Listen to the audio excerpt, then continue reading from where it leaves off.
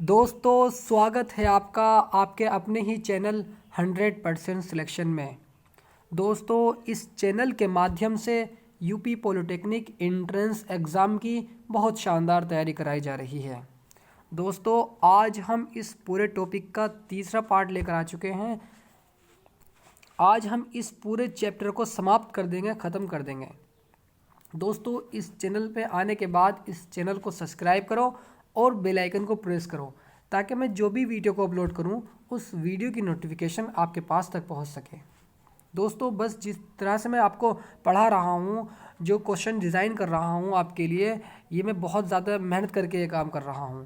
बस आप मेरे साथ लगे रहिए, आप मेरी वीडियो को फॉलो करते रहिए और जो मैं पढ़ा रहा हूँ ना उसको नोट करते चलिए ताकि रिवीजन करने में आसानी हो। चलिए दोस्तों अपनी वीडियो की शुरुआत करते हैं और बहुत अच्छे तरीके से इस सेशन को करते हैं। दोस्तों ये देखिए क्वेश्चन नंबर 15 से मैं आपको करा रहा हूँ। 2008 में क्वेश्चन पूछा गया है, यदि समीकरण alpha square plus A alpha plus B is equal to 0 और alpha square plus B alpha plus A is equal to 0 का एक मूल उभयनिष्ठ हो तो a प्लस बी का मान क्या होगा। यानी हमें दो समीकरण दे दी गई हैं और हमसे अल्फा का मान पूछ रहा है। ठीक है, तो इस वाले क्वेश्चंस को हम वज्र गुणन विधि से हल करेंगे। ठीक है, मैंने आपको पहली वीडियो के माध्यम से बताया था कि वज्र गुणन विधि का जो फॉर्मूला होता है वो किस तरह होता है। x upon b1c2 minus b2c1 y upon c1a2 minus c2a1 1 upon a1b2 minus के a2b1, इस तरह से फॉर्मूला होता है इसका। ठीक है, तो हमने पहली समीकरण अल्फा स्क्वायर प्लस के a alpha plus B is equal to 0, दूसरी समीकरण alpha square plus B alpha plus A is equal to 0। ठीक है, जैसे ही देखिए क्वेश्चन में ये कहा गया है, ये देखिए क्वेश्चन में का एक मूल उभयनिष्ठ हो तो ए यानी उभयनिष्ठ यानी ऊपर नीचे उभयनिष्ठ हो। ठीक है, इधर देखिए तो अल्फा स्क्वायर उस वाले जो मैंने बताया था आपसे, इधर देखिए इन दोनों समीकरणों से ए बी के मान निकालेंगे हम। ठीक है, इन दोनों समीकरणों से हम ए बी के मान निकालेंगे। तो हमने जब ए बी के मान निकाले तो ए स्क्वायर माइनस के बी स्क्वायर मिला is equal to alpha is equal to alpha upon b minus a is equal to 1 upon b minus a. इस तरह का स्ट्रक्चर बनकर आया। अब हमें क्या काम करना है, इसको हमें इसके बराबर रख देना है और इसको इसके बराबर रख देना है। ठीक है दोस्त, तो ठीक है जी, चलिए करते हैं alpha upon b minus a upon b minus a. ठीक है भाई, alpha upon b minus a is equal to alpha upon b minus a. इस बी माइनस ए से बी माइनस ए कैंसिल हो जाएगा और अल्फा का मान यहाँ से 1 मिल जाएगा। ठीक है, अब देखिए alpha square upon a square minus b square is equal to alpha upon b minus a, इसको बराबर रख दिया हमने। ठीक है, अब रखने के बाद इस अल्फा से ये एक अल्फा की पावर कट जाएगी, अल्फा अपॉन, अब देखिए इधर ये आ जाएगा हमारा और इसकी मल्टीप्लाई जा करके ऊपर इधर हो जाएगी। ठीक है, तो alpha is equal to a square minus b square upon b minus a. ठीक है, तो ठीक है जी, अल्फा इज इक्वल टू इस यानी a square minus b square a plus b a minus b, तो a plus b into a minus b upon b minus a. ठीक है, तो ठीक है जी, तो अल्फा इज इक्वल टू, क्या हम इसको बी माइनस ए लिख सकते हैं? सर बिल्कुल लिख सकते हैं, जब हम उस निशान को कॉमन ले लेंगे माइनस को, तो माइनस कॉमन लेंगे तो बी माइनस ए लिख दिया, इसलिए लिखा ताकि ये कट जाए, कैंसिल हो जाए, ए प्लस बी बचा, तो minus A plus B is equal to 1, क्योंकि अल्फा का मान हमारा 1 आ चुका है। जैसे कि मैं आपको दिखाता हूँ आपको, जब हमने ये देखिए जब हमने इन दोनों मान को बराबर रखा तो इससे ये कैंसिल हो गया और अल्फा का मान यहाँ से 1 मिल गया।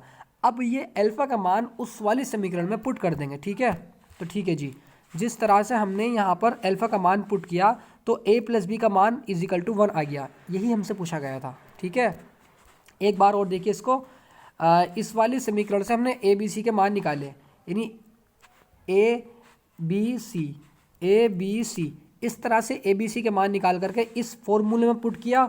जब हम B1 C2 minus B2 C1 इस तरह से इनकी इंटू करते चले जाएंगे तो इस तरह का स्ट्रक्चर आएगा।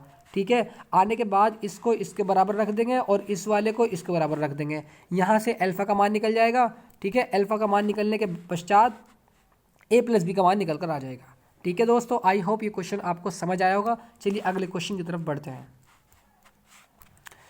2008 में क्वेश्चन पूछा गया है। क्वेश्चन नंबर 16, यदि समीकरण c x square plus a x plus B is equal to 0 के मूल अल्फ़ा बीटा हैं, इस समीकरण के मूल अल्फ़ा बीटा हैं, तो वह समीकरण जिसके मूल alpha inverse comma beta inverse हैं, वे कौन सी समीकरण होगी। ठीक है, ये पूछा गया हमसे। तो हमने यहाँ से समीकरण उतारी, c x square plus a x plus B is equal to 0, a b c के मान निकाले यहाँ पर, a is equal to c, b is equal to a, c is equal to B.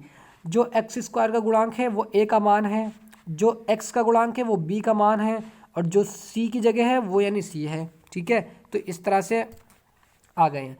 तो अब हम जानते हैं कि अल्फ़ा प्लस बीटा यानी मूलों का योग क्या होता है, माइनस के बी अपॉन ए होता है। तो माइनस के बी क्या है हमारा ए, यानी माइनस के ए अपॉन सी आ जाएगा। भाई माइनस के बी अपॉन ए होता है मूलों का योग, तो alpha plus beta is equal to minus B की जगह क्या है हमारा, बी की जगह हमारा ए है एरिया, तो माइनस ए अपॉन सी, यानी ए की जगह सी है तो अपॉन सी आ जाता है, यानी अल्फ़ा प्लस बीटा का मान यहाँ से निकल कर आ गया हमारा। चलिए अब अल्फ़ा इंटू बीटा का मान भी निकाल लेते हैं हम। तो alpha into beta C upon A होता है। ठीक है, alpha into beta B upon C, C की जगह क्या है दिखा देता हूँ एक दफ़े मैं आपको। ये देखिए सी की जगह हमारा यहाँ पर बी। ठीक है, सी अपॉन ए होता है ना, तो सी हमारा बी यानी बी अपॉन, और सी की जगह क्या, ए की जगह क्या है, ए की जगह सी है हमारा, तो बी अपॉन सी इसका यहाँ से अल्फ़ा इंटू बीटा का मान निकल जाएगा। ठीक है, अब प्रश्न अनुसार अब यहाँ पर alpha inverse beta inverse, alpha inverse into beta inverse को हम लिख सकते हैं 1 upon alpha into 1 upon beta. बिल्कुल सर आप लिख सकते हैं। तो is equal to 1 upon alpha into beta, क्या अल्फ़ा इंटू बीटा का मान बी अपॉन सी नहीं होता? सर बिल्कुल होता है। तो 1 अपॉन बी अपॉन सी, ये सी ऊपर चला जाएगा। ठीक है, यानी सी अपॉन बी हो जाएगा, alpha inverse into beta inverse c upon b, इसका मान निकल गया। अब हमें इसका योग निकाल लेना, यानी अल्फ़ा इन्वर्स प्लस के beta inverse is equal to होता है, इसको हम इस तरह लिख सकते हैं 1 अपॉन अल्फ़ा प्लस के 1 अपॉन बीटा।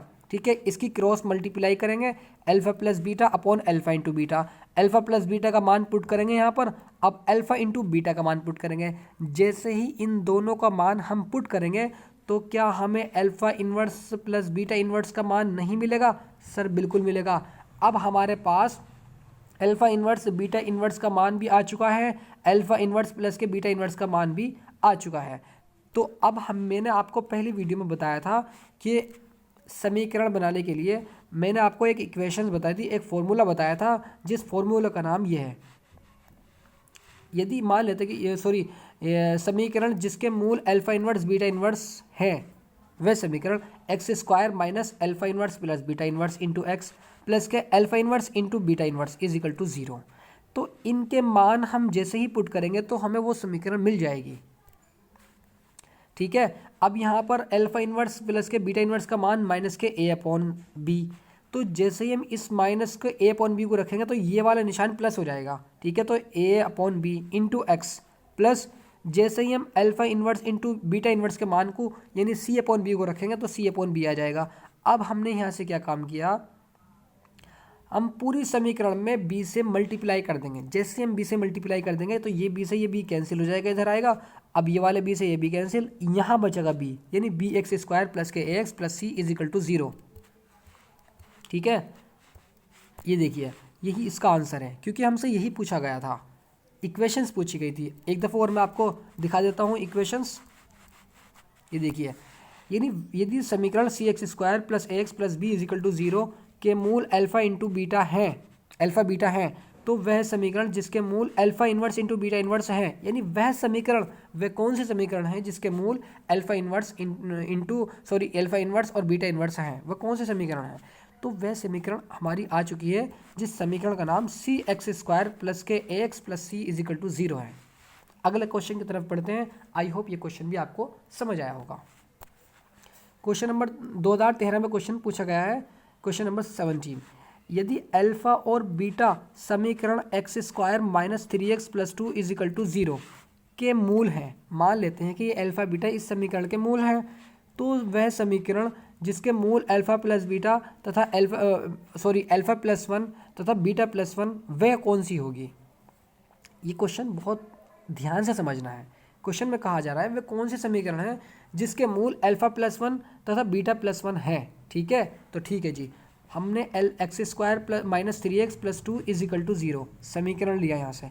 अब अल्फा प्लस बीटा हम जानते हैं कि क्या होता है, माइनस के b अपॉन है, यानी a का मान तो यहाँ पर आ जाएगा 1, b का मान आ जाएगा माइनस के 3 और c का मान आ जाएगा यहाँ पर 2।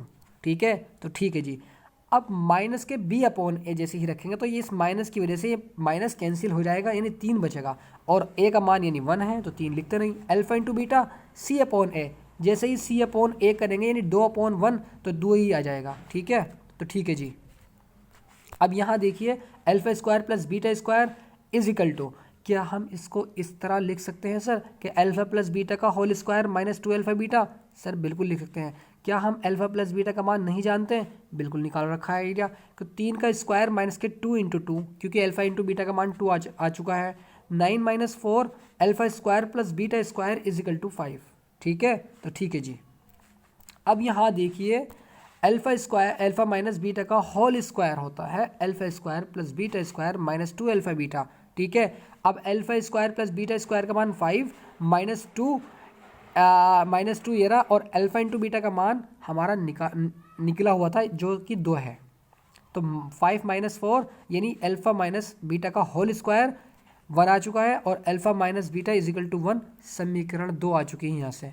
समीकरण 1 और समीकरण 2 से जैसे ही हम यहाँ से अल्फा का मान निकालेंगे तो ये बीटा से बीटा कैंसिल हो जाएगा, यानी दोनों समीकरणों को प्लस कर देते हैं।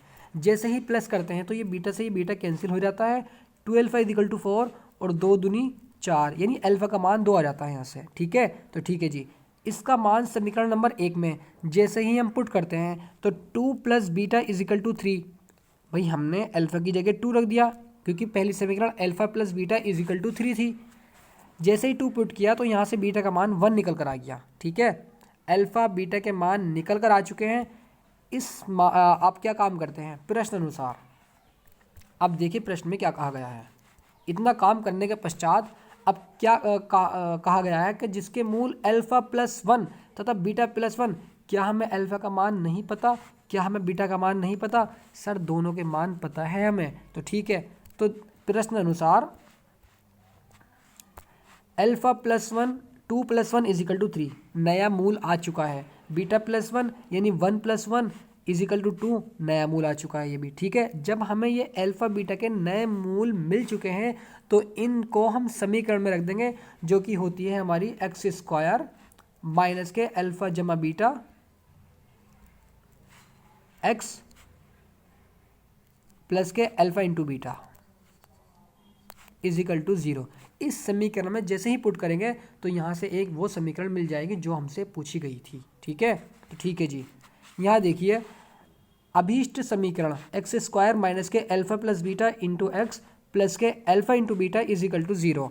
एक्स स्क्वायर माइनस के अल्फा का मान 3 बीटा का मान 2 3 plus 2 into x plus 3 into 2, क्योंकि अल्फा बीटा के मान की जब मल्टीप्लाई करेंगे तो 6 आ जाएगा। अल्फा की जगह अल्फा का मान और इंटू बीटा की जगह बीटा का मान, तो 3 दूनी 6 यानी x square minus 5x plus 6 is equal to 0। I hope दोस्तों ये क्वेश्चन आपको अच्छे तरीके से समझ आया होगा। मैंने बहुत अच्छे तरीके से समझाया है। अगर कोई भी डाउट लगता है आपको तो 9997574396 पर कॉल करके अपना डाउट क्लियर कर सकते हैं। ठीक है, चलिए अगले क्वेश्चन की तरफ बढ़ते हैं और इस क्वेश्चन को भी बहुत अच्छे तरीके से सीखते हुए चलते हैं। एक दिन में राम की आमदनी रवि की आमदनी से 3 ज़्यादा है। क्वेश्चन में कहा गया है एक दिन में राम की आमदनी रवि की आमदनी से 3 ज़्यादा है। यदि उनकी प्रतिदिन की आमदनी का गुणनफल, उनकी हर दिन आमदनी का गुणनफल 460 दे रखा है, यानी उन दोनों को मिलाकर जितनी भी आमदनी आती है और उनका गुणनफल 460 है तो राम की प्रतिदिन की आमदनी क्या होगी, यानी राम की आमदनी हमसे पूछी गई है। अब हम यहाँ देखते हैं कैसे करते हैं इसको। मान लेते हैं कि रवि की आमदनी x है, x रुपए है, और राम की आमदनी भाई x+3 क्यों हुई हो, क्योंकि क्वेश्चन में यही तो कहा गया है कि एक दिन में राम की आमदनी रवि की आमदनी से, राम की आमदनी रवि की आमदनी से 3 ज़्यादा है, तो रवि की आमदनी x 3 ज़्यादा है किसकी, राम की, तो x+3। ठीक है, तो ठीक है जी। प्रतिदिन दोनों की आमदनी का गुणनफल 460 है, तो अब दोनों का हमने गुणनफल किया यहाँ पर x इंटू x+3। भाई राम की तो ये रही और रवि की ये रही, दोनों का गुणनफल 460। ठीक है सर, तो x² + 3x इसकी अंदर मल्टीप्लाई कर देंगे = 460, यानी 460। अब x² + 3x माइनस के 460 = 0। अब वही 9th वाली बात, यहाँ से हमने इसके फैक्टर किए, यानी x² प्लस के जब हम इस 23 की मल्टीप्लाई 20 से करेंगे तो 460 आएगा, और जब हम इसको माइनस करेंगे तो 3 आएगा यहाँ से। ठीक है, तो ठीक है जी, -460 = 0। x² प्लस के 23x माइनस के 20x माइनस के 460 = 0। x + 23 माइनस के 20 यहाँ से कॉमन लिया, x + 23 = 0। ठीक है, अब x - 20 = 0, x = जैसे ही इस माइनस को उठा करके इधर को लेकर आएंगे, यानी तो ये 20 हो जाएगा हमारा। भाई x - 20 = 0, तो x = 20 आ जाएगा ना, तो ठीक है सर। अब x + 23 = 0, x = -23। अतः राम की आमदनी, भाई राम की आमदनी x+3, जब हमें ये x, ये तो हम ले लेंगे नहीं क्योंकि ये माइनस का है, जब हमें x का मान पता चल जाता है, x का मान पता चल गया है, क्या अब हम राम की आमदनी नहीं निकाल सकते? सर बिल्कुल निकाल सकते हैं आप। तो x+3, राम की आमदनी 20, यानी 20 + 3 यानी ₹23, तो राम की आमदनी 23 रुपये है हर दिन की। ठीक है जी, अगले क्वेश्चन की तरफ बढ़ते हैं, और आई होप ये क्वेश्चन भी आपको अच्छे से समझ आया होगा। 2014 में क्वेश्चन पूछा गया है। क्वेश्चन नंबर 19, दी गई समीकरण a² - bx x², ये इस x² का गुणांक है। ठीक है, तो ठीक है जी, +2b² - ac × x +c² - ab = 0। ठीक है, के मूल समान होंगे। मैंने आपको इस वीडियो से पहली वीडियो वाली में बताया था कि अगर मूल समान है तो हम यूज़ करते हैं b² - 4ac = 0। ठीक है सर, तो समान है तो b² - 4ac = 0। a b c के मान हम निकाल लेंगे, ईजी है बहुत ज़्यादा। ठीक है, जैसे ही हम यहाँ पर इसको b² - 4ac में पुट करेंगे तो 2b² - ac का होल स्क्वायर, इस 2 का भी होल स्क्वायर, इस पूरे का भी होल स्क्वायर। ठीक है, तो ठीक है जी, -4 a² - bc × c² - ab = 0। हम मान पुट कर रहे हैं b² - 4 × a × c। ठीक है, तो ठीक है जी, 4b², क्योंकि अगर हम 2 का स्क्वायर करेंगे तो 4 आ जाएगा, तो b² - ac का होल स्क्वायर -4 a² - bc अपनी जगह, c² - ab अपनी जगह। ठीक है, अब जैसे ही हम यहाँ से 4 कॉमन लेंगे, यहाँ से 4 कॉमन लेंगे, और उस 4 कॉमन लेने के बाद जब हम उसकी 0 से मल्टीप्लाई करेंगे तो 0 हो जाएगा, यानी ख़त्म हो जाएगा 4। ठीक है, तो ठीक है जी, अब हमने इसका a + b के होल स्क्वायर से इसको खोल दिया, a - b के होल स्क्वायर से इसको खोल दिया, तो b की पावर 4 प्लस के a² c² - 2b² × ac। ठीक है, तो ठीक है जी, -a² c² - a³ इसकी मल्टीप्लाई इसमें, इसकी इसमें, इसकी इसमें, इसकी इसमें, ये ऐसे ही मल्टीप्लाई करते चले गए = 0। ठीक है, तो ठीक है जी, अब b की पावर 4 a² c²। ठीक है, b की पावर 4 तो अपनी जगह, a² c², और यहाँ देखिए इधर माइनस के a² c², इससे ये कैंसिल हो जाएगा, माइनस के 2b² ac, और यहाँ देखिए माइनस के b² ac, माइनस के 2b² ac, माइनस के b² ac, यानी -1 और -1 -2। क्या हम यहाँ जोड़ लेंगे नहीं इसको? जी सर बिल्कुल, तो माइनस के 3b² - ac प्लस a³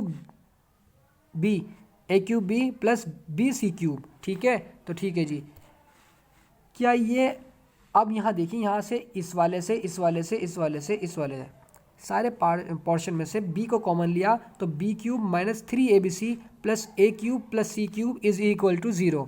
तो यहाँ से हमने b को कॉमन लेने के पश्चात जब हम इसकी मल्टीप्लाई 0 से करेंगे तो यानी ये हट जाएगा, ख़त्म हो जाएगा।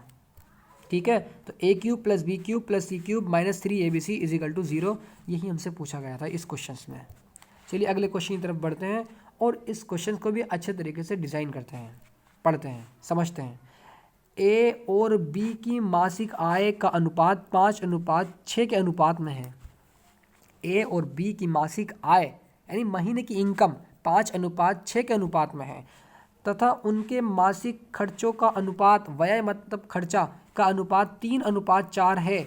यदि वह प्रति माह यानी हर महीने क्रमशः 1800 और 1600 की बचत करते हैं, अगर वह 1800 और 1600 की बचत करते हैं, यानी ए 1800 की बचत करता है और बी 1600 की बचत करता है, तो बी की मासिक आय क्या होगी? यानी बी की मासिक आय हमसे पूछी गई है। मान लेते हैं कि ए की मासिक I is equal to 5x। ठीक है, तो ठीक है जी, इधर 5x लगा दिया। और बी की मासिक आय 6x। ठीक है, तो ठीक है जी। अब तथा ए का मासिक व्यय यानी ए का जो है वो महीने का जो खर्च है वो 3y, देखिए इधर देखिए, ये देखिए 3y। ठीक है, और बी का मासिक खर्चा यानी बी जो खर्च करता है अपना वो 4y करता है, मान लेते हैं 4y। ठीक है, तो ठीक है जी, यानी इसमें हमें x लगा देना है मान करके। 5x ये a yo b, yo a yo b, ये खर्चों का अनुपात है, ये हमारा इनकम का अनुपात है। ठीक है, तो ठीक है जी, आई होप ये बातें आपको समझ आ रही होगी। इधर देखिए, अब यहाँ देखिए 5x minus 3y is equal to 1800। अब यहाँ क्वेश्चन को पढ़िए भाई, ए और बी की मासिक आय 5:6 के अनुपात में है तथा उनके मासिक खर्चों का अनुपात यानी जो कमाया उसका खर्चे का अनुपात कितना है? 3:4 है। यदि वह प्रति माह क्रमशः 1800 और 1600 की बचत करते हैं, ठीक है, तो बी की मासिक आय क्या होगी? तो यहाँ से जैसे ही हम इसकी समीकरण को बनाएंगे तो 5x माइनस 3y, भाई 5x क्या है सर? ये इनकम है और ये क्या है? खर्चा है। तो ठीक है, इज इक्वल टू 1800। अब ये 1800 भी दिखाता हूँ आपको मैं इधर। यदि वह प्रति माह यानी हर महीने रुपीस 1800 और 1600 की बचत करते हैं, यानी जितनी बचत करते हैं उनकी इनकम माइनस उनका खर्चा इज इक्वल टू जितनी बचत करते हैं। ठीक है, तो ठीक है सर, यहाँ देखिए उनकी मासिक आय माइनस के उनका खर्चा इज इक्वल टू जो बचत करते हैं। ठीक है, तो ठीक है, समीकरण पहली यहाँ से बनकर आ चुकी है। अब इसी तरह से हमने दूसरी समीकरण को बनाया, 6x माइनस के 4y इज इक्वल टू 1600। जैसे ही यहाँ से दो समीकरण मिली तो विलोपन विधि से इसको हल किया हमने। समीकरण 1 में 6 से तथा समीकरण 2 में 5 से मल्टीप्लाई करने पर, अगर ऐसे करेंगे तो अगर इसमें 6 से करेंगे तो 5 छंग 30, 30x आ जाएगा, और इसमें 5 से करेंगे तो 5 छंग 30, 30 आ जाएगा। क्या 30x से 30x का मान कट नहीं जाएगा? सर बिल्कुल कट जाएगा। क्या यहाँ से y का मान नहीं निकल कर आएगा? सर निकल कर आएगा। चलिए निकालते हैं उसको अब।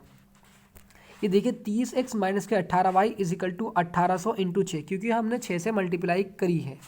अब 30x माइनस के 18y इज इक्वल टू, जैसे ही इसकी मल्टीप्लाई इसमें करेंगे 6 0 0 6 0 0। अब 6 8 48 का 8 हासिल लगे 4, 6 कम 6 4 10 यानी 10,800 इसका आंसर आ जाएगा। ठीक है, अब दूसरी समीकरण को देखते हैं। 30x माइनस के 20y is equal to 1600 into 5, क्योंकि 5 से मल्टीप्लाई करी है विलुप्त करने के लिए, घटाने के लिए। ठीक है, यानी ख़त्म करने के लिए, विलुप्त मतलब ख़त्म करना। तो 30x माइनस के 20y इज इक्वल टू 8000। जैसे ही हमने यहाँ देखिए, हाँ ये वाली समीकरण 4 आ गई। ठीक है सर, बिल्कुल ठीक है। अब इस 3 में से इस 4th को माइनस कर देंगे। जैसे ही माइनस करेंगे 30x से 30x कैंसिल हो जाएगा, 18y में से 2y इसको माइनस कर देंगे तो 2y बचेगा। ठीक है, तो देखते हैं वो किस तरह करते हैं। तो 30x माइनस के 18y माइनस के 30x प्लस के 20y, क्योंकि अंदर का निशान ये चेंज हो जाएगा जब ये वाला निशान खुलेगा, ब्रैकेट खुलेंगे, इज इक्वल टू 10,800 माइनस के 8,000। ठीक है दोस्त, तो ठीक है जी। 2y is equal to 2800, y is equal to जैसे ही हम 2 को नीचे लेकर जाएंगे तो कट जाएगा, यानी y इज इक्वल टू 1400 आ जाएगा इसका आंसर। जब हमें 1400 मिल चुका है y का मान, क्या इसको हम समीकरण नंबर 1 में रख करके x का मान नहीं निकाल लेंगे? सर बिल्कुल निकाल लेंगे। तो y का मान समीकरण नंबर 1 में रखने पर 5x माइनस के 3y इज इक्वल टू 1800, समीकरण ये 1 है हमारी। 5x माइनस के 3 इंटू 1400 इज इक्वल टू 1800, 14 3 48 यानी 4800 हो जाएगा। 5x माइनस के 4800 इज इक्वल टू 1800। 5x जैसे ही 4800 ये इधर को जाएगा तो ये प्लस का हो जाएगा क्योंकि ये माइनस का है। 1800 प्लस के 4800, 5x is equal to 600, x is equal to 5 छंग 30 और 5 छंग 30 यानी 600/5। जब इसको हम काटेंगे तो 1200 इसका आंसर आ जाएगा। यहाँ पर थोड़ी सी गड़बड़ हुई है दोस्तों, यहाँ पर थोड़ी सी गड़बड़ हुई है। हाँ, 4800 और 1800, यहाँ पर 6000 है ये। ठीक है, तो ठीक है जी, तो ये 1200 इसका आंसर आ जाएगा। 600 है, यहाँ पर थोड़ी सी गड़बड़ हो गई थी, ध्यान नहीं दिया मैंने। अब यहाँ पर देखिए भाई, बी की मासिक आय कितनी थी, क्वेश्चन में दिखाता हूँ आपको। हाँ, बी की मासिक आय 6x थी। अब हमें x का मान पता चल चुका है, तो उस x के मान की मल्टीप्लाई 6 से कर देंगे तो बी की मासिक आय निकल कर आ जाएगी, जो कि हमसे पूछी गई थी। ठीक है, तो जैसे ही हम 6 इंटू एक्स यानी 6 इंटू 1200 यानी 12 छंग 72, 7200 इसका करेक्ट आंसर हो जाएगा। यानी बी की जो मासिक आय है, महीने की इनकम है, वो 7200 रुपये है। अगले क्वेश्चन की तरफ चलते हैं। आई होप ये क्वेश्चन भी आपको समझ आया हो। ये क्वेश्चन वे क्वेश्चन हैं जो हर बार पूछे जाते हैं। यानी ये देखिए 2013 में ये भी क्वेश्चन पूछा गया है, और जो पहले निकल चुके हैं वो भी कभी ना कभी पूछे गए हैं। यदि 2x² माइनस 10x प्लस के p इज इक्वल टू 0 का एक मूल दूसरे मूल का 2/3 गुना है। भाई, एक मूल, इस पूरी समीकरण का एक मूल दूसरे मूल का 2/3 गुना है, तो p का मान क्या होगा, ये हमसे पूछा गया है। मान लेते हैं कि एक मूल अल्फ़ा, तो दूसरा मूल 2/3 इंटू अल्फ़ा ना हो जाएगा? सर बिल्कुल हो जाएगा, क्योंकि एक मूल दूसरे मूल का 2/3 गुना है। ठीक है, हम जानते हैं कि अल्फ़ा प्लस बीटा, इस वाली समीकरण से अल्फ़ा प्लस बीटा का मान निकालेंगे, यानी अल्फ़ा प्लस बीटा माइनस के b/a होता है। अल्फ़ा प्लस बीटा का मान, भाई अल्फ़ा का मान 2/3, ठीक है, और बीटा का मान सॉरी एक मिनट, अल्फ़ा का मान कहाँ पर है भाई? हाँ, एक माना एक मूल अल्फ़ा यानी अल्फ़ा ये रहा, तो दूसरा मूल यानी बीटा जो है, ये बीटा 2/3 इंटू अल्फ़ा है, तो 2/3 बीटा की जगह रखा into alpha is equal to 10/2। अब ये 10/2 कहाँ से आया? सर इधर देखिए, माइनस के b/a जैसे ही रखेंगे तो ये प्लस हो जाएगा, /2 आ जाएगा, तो 2 पंजे 10। ठीक है, तो ठीक है जी, यहाँ से हमने 3 इसकी क्रॉस मल्टीप्लाई करी, क्रॉस मल्टीप्लिकेशन करके यहाँ से अल्फ़ा का मान हमें निकल कर आएगा, यानी 3α प्लस 2α/3। 3 की मल्टीप्लाई जैसे ही इससे करेंगे हम, तो 2 पंजे 10 और 5 तिया 15। ठीक है, इस मल्टीप्लाई इससे करेंगे तो 3α प्लस 2α 5α और 3 पंजे 15, 5 तिया 15, तो अल्फ़ा का मान यहाँ से 3 निकल कर आ जाएगा। ठीक है, तो ठीक है जी। अब दूसरा मूल beta is equal to 2/3 into alpha. भाई दूसरा मूल हमारा बीटा था, ठीक है, अब उस बीटा का मान क्या था? 2/3 इंटू अल्फ़ा था ना। अब हमें अल्फ़ा का मान पता है, तो 2/3 इंटू 3, तो 3 से 3 कैंसिल इज इक्वल टू 2 आ जाएगा, बीटा का मान 2 आ जाएगा निकल करके। ठीक है, तो ठीक है जी। अब अल्फ़ा इंटू बीटा c/a होता है, तो अल्फ़ा का मान बीटा का मान रखा। ठीक है, तो ठीक है जी। अब सर ये c/a का मान कहाँ से आएगा बेटा, वो भी मैं बता देता हूँ आपको। यहाँ देखिए c/a यानी p/2, p/2। ठीक है, तो ठीक है जी। अल्फा का मान अल्फा की जगह, बीटा की जगह बीटा का मान इजिकल टू c/2 यानी p/2। तो 2 दूनी 4 और 4 तिया 12, तो p का मान 12 निकल कर आ जाएगा यहाँ से, जो कि हमसे पूछा गया था। अगले क्वेश्चन की तरफ बढ़ते हैं और इस क्वेश्चन को भी बहुत अच्छे तरीके से डिज़ाइन करते हैं, पढ़ते हैं, समझते हैं। क्वेश्चन नंबर 22, ये भी देखिए कब पूछा गया है, मैं दिखाता हूँ। 2006 में क्वेश्चन पूछा गया है। दोस्तों बस आप मेरे साथ मेहनत करते रहिए, मैं भी आपके साथ बहुत मेहनत कर रहा हूँ। और मेरी वीडियो अगर पसंद आ रही हो, क्वेश्चन समझ आ रहे हो, तो लाइक कीजिए, सब्सक्राइब कीजिए, ठीक है। पिता की वर्तमान आयु पुत्र की वर्तमान आयु के 2 गुने से 16 वर्ष अधिक है। पिता की वर्तमान आयु यानी जो अभी पिता की वर्तमान आयु है वो पुत्र की वर्तमान आयु की 2 गुने से 16 अधिक है। यानी पिता की आयु जो है वो पुत्र की आयु से 2 गुने से 16 अधिक है। वर्षों की संख्या जिसके बाद पिता की आयु यानी कुछ वर्षों बाद पिता की आयु पुत्र की आयु से 2 गुनी हो जाएगी, तो वह कौन सी होगी? वह कौन सी आयु होगी, वह पूछ रहा है। यानी वह कौन सा वर्ष, कितने वर्ष में इस ये जो पिता की आयु है वो पुत्र की आयु की 2 गुनी हो जाएगी, कितने वर्ष में हो जाएगी, ये पूछा हमसे गया है। मान लेते हैं कि पिता की आयु इजिकल टू x वर्ष है, पुत्र की आयु इजिकल टू y वर्ष है, ठीक है। आपको कोई डाउट नहीं इसमें? सर नहीं है, ठीक है। तो प्रश्न अनुसार x इजिकल टू, हमसे कहा गया है कि पिता की वर्तमान आयु पुत्र की वर्तमान आयु के 2 गुने से 16 अधिक है। पुत्र के 2 गुने से 16 अधिक है, किसकी आयु? भाई पिता की आयु। माना n वर्ष बाद पिता की आयु पुत्र की आयु की 2 गुनी हो जाएगी। मान लेते हैं कि हमें नहीं पता वो कौन सा वर्ष है, तो उस वर्ष को हम n मान लेते हैं कि n वर्ष बाद पिता की आयु पुत्र की आयु की 2 गुनी हो जाती है, ठीक है। तो ठीक है जी, यहाँ देखिए, तो 16 + 2y + n कितने वर्ष बाद? n वर्ष बाद। तो n इसमें प्लस कर देंगे, इजिकल टू 2 × y + n, ठीक है। तो ठीक है sir, 16 + 2y + n is equal to 2y + 2n, इसकी मल्टीप्लाई अंदर कर देंगे। अब यहाँ से हमारा 2y से 2y कैंसिल। अब ये 16 इधर को जैसे ही जाएगा तो n इजिकल टू 16 आ जाएगा निकल के, क्योंकि 2y से 2y कैंसिल हो जाता है, ठीक है। एक मिनट यहाँ देखता हूँ मैं, थोड़ा सा गड़बड़ तो नहीं हुआ है। 2y से 2y कैंसिल, ठीक है। अब यहाँ से 2n, जैसे ही ये n उठाकर यहाँ पर आएगा तो n बचेगा, यानी n का मान 16 आ जाएगा, बिल्कुल सही। यानी 16 वर्ष बाद पिता की आयु पुत्र की आयु की 2 गुनी हो जाएगी। आई होप ये क्वेश्चन आपको अच्छे से समझ आया होगा, बहुत इजी क्वेश्चन था। बहुपद px, एक बहुपद दे रखा है x³ + 6x² + cx + अल्फा के 2 शून्यांक का योग। भाई ये बहुपद दे रखा है px, ठीक है। इसके 2 शून्यांक हैं, उन शून्यांक का योग हमें 2 दे रखा है, क्योंकि इसके 3 शून्यांक आएंगे। सर क्यों आएंगे ज़रा बता दीजिए?